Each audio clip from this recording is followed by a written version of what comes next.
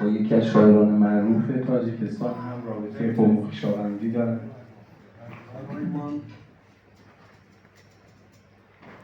برای من افتخاری بزرگ است که مدتی درست روز در این خاک مقدس نیاگان ما قدم میمونیم. باور میکنیم ما خودمون رو در خانه‌های خود حس میکنیم.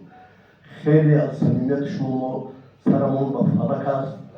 دیگر باز فرمای صمیمی خیلی زیاد گفتم. من یک داستان تنها درباره علی صدر سر کردم که اگر اینجا سر کنم ایران کس کنم بر نمیرسد.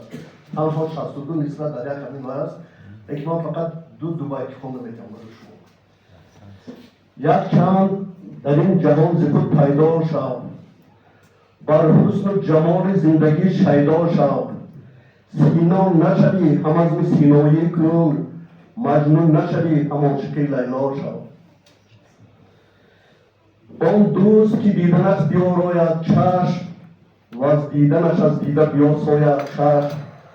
ما را ز برای دیدنش باید چشم، گر دوست نبینی و چیکار آید چشم.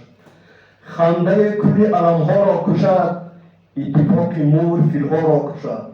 که شوی رزق است که یک دست را زندگانی مرد تنها را کشد. برای اتفاقی این ملت های بزرگ. سلام علیکم.